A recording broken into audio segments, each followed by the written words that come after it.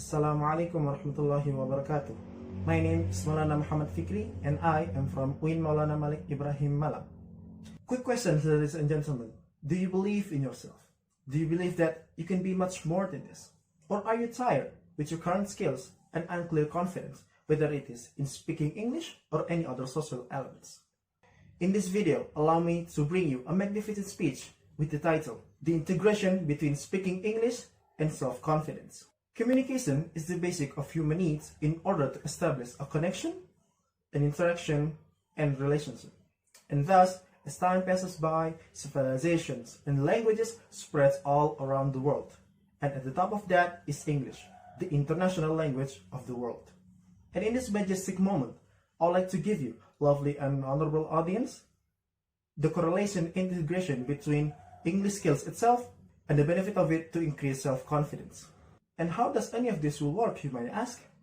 That, ladies and gentlemen, is not for me to answer.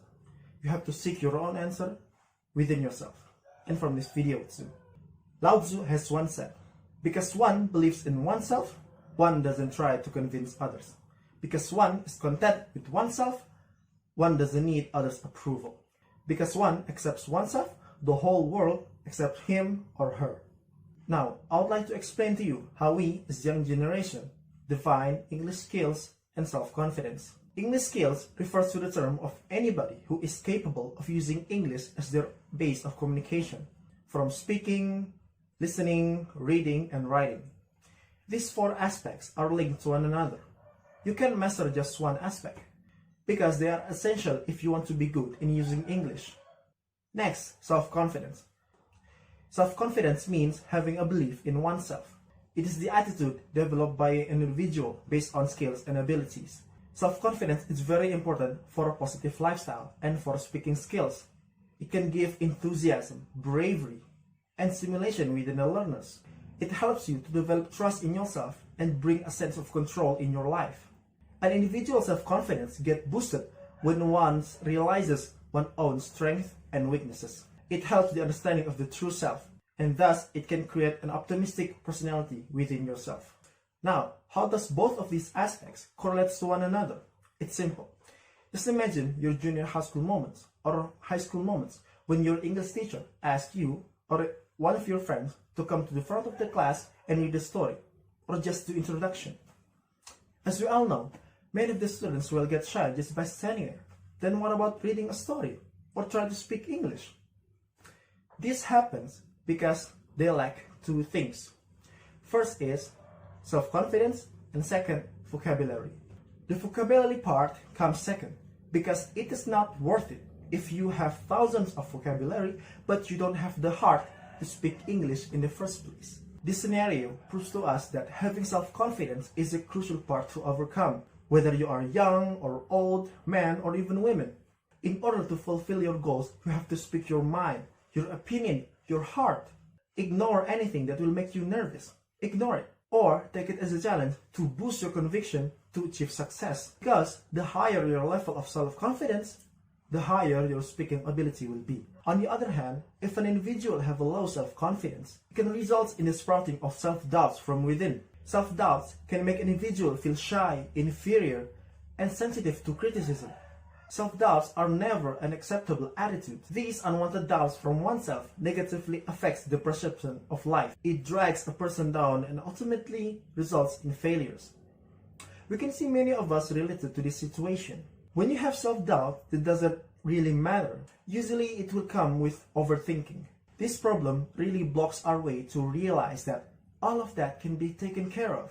If only you have a clear head, positive vibes, and stop overthinking. So, ladies and gentlemen, here are the strategies to increase your self-confidence. Make sure you write them and practice. First, control your breathing. Take a deep breath. Let it all out. Do this about 3 times before you speak English or go to the public. You don't want to be hyperventilating when you're out there. No. By controlling your breathing, it can create positive vibes within yourself. Second, maintain frequent eye contact when talking to others. Intimidate them, not the other way around. Bring a sense of control from your presence amongst the crowd. Third, stand or sit up straight.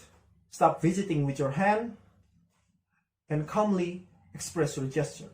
Fourth, have a natural facial expression. Don't smile a lot and don't have a blank face too. Just be the best version of yourself.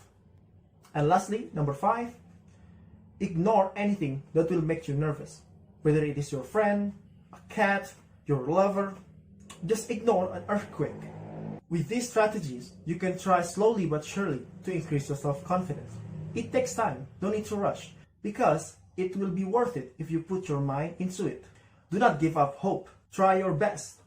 Because every orator, famous speaker around the world, start as the same as you. Put yourself first to achieve that focus. Can you do that? Using English in a self-confident attitude is really amazing, ladies and gentlemen. You have to try it. I'm speaking from personal experience too.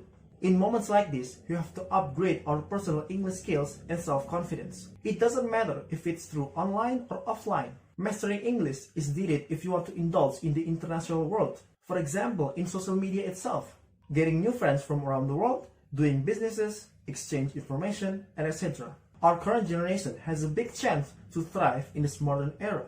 What do you say, huh? Do you want to sit there all day? Or do you want to start a change in your life? The answer is in you. As Sir Francis Drake has said, greatness from small beginnings. Thank you. Assalamualaikum warahmatullahi wabarakatuh.